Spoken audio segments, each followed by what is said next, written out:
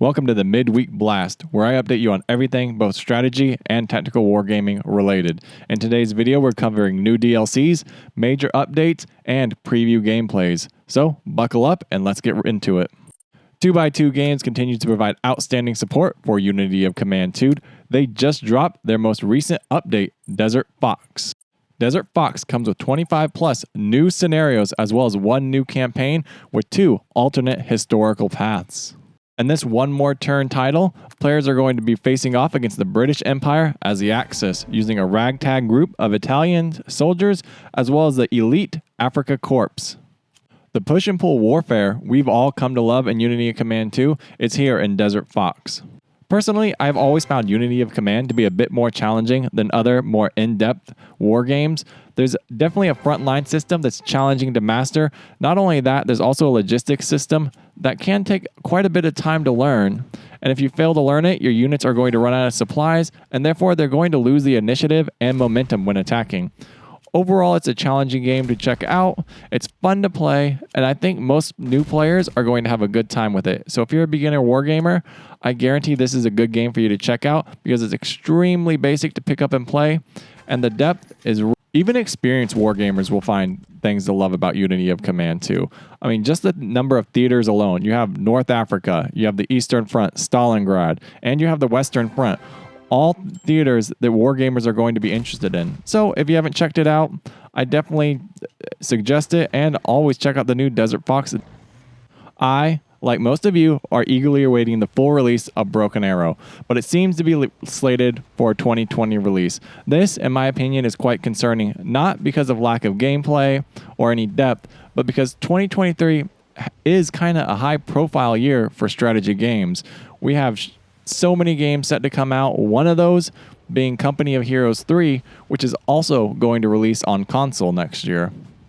I think one thing we can all agree on right now is that the cinematics and in-game trailers we've seen so far look absolutely fantastic. But we still haven't seen full playthroughs or full scenarios of Broken Arrow. So there's still a lot unknown within the Broken Arrow universe per se. I think during the Slytherin premiere event on December 13th, we're going to really see a lot of new gameplay or hopefully new trailers that involve full playthroughs of Broken Arrow. Because if we don't, I'm still going to be a bit cautious. I mean, the game looks absolutely fantastic and fun to play, immersive, and it looks like it has so much depth. But I just want to be wary of what we're getting right now or what's been shown. And I think it's okay to completely feel that way because it's a new title. It's a new IP, and it's just important to be cautious sometimes. Sins of a Solar Empire 2 hit another milestone today. They released Technical Preview 2, and it releases a new faction, the Tech Rebel faction. But they removed the other faction, which was interesting to say the least. So once again, players really only have one faction to play with while they play against several other factions. There are a lot of positives to Sins of a Solar Empire 2. When I first picked it up, it was relatively easy to pick up, so I think anyone can pick up and play Sins of a Solar Empire 2. It's a really light 4X game. It's very action-packed. You can create battles very easily. You just build up a fleet and you start conquering the system.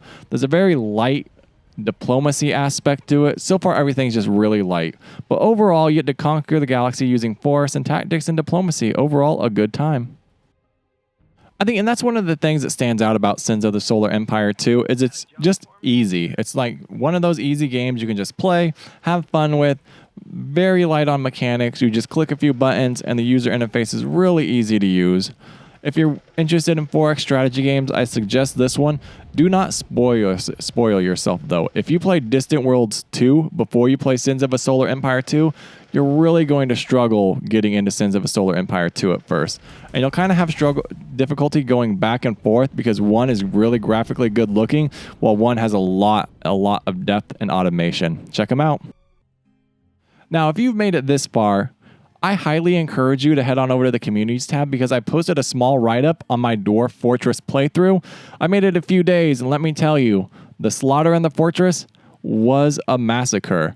The Tiny Titans of Tyr have finally come to Steam, and it's up to us to keep them alive, something I completely failed at. Their basic needs are ale and food, and once you figure out how to make those, the only thing that's going to follow is pain, pain, pain, and more pain. And if you made it this far, make sure you leave a like, comment, and subscribe. Let me know if you want to see Dwarf Fortress. Personally, I just enjoy writing about it. It's a fantasy game, and my community is more military, tactics, niche focused. But I do like to cover these games differently, just fun little write-ups and stories of my playthroughs. Honestly, Dwarf Fortress came out in 2003. The Steam version has a massive graphical update. Overall, it's all the same features under the hood, and it's one of those survival sims with AI that the story basically plays itself. You just create these fun little fortresses, and there's lots of interesting mechanics that take place. I know during my playthrough, for some reason, the livestock decided to meet in the meeting area.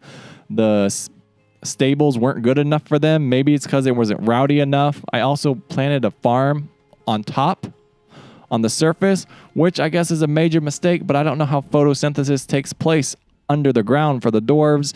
But obviously, this is a fantasy world. Overall, completely fun to play, in my opinion. I've enjoyed my time with it.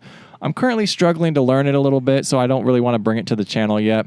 But if you enjoyed those write-ups, please head on over to the community tabs, leave comments on them, because they're really fun to do, and I honestly enjoy writing them for you guys and honestly writing for myself. So check it out. Like, comment, subscribe.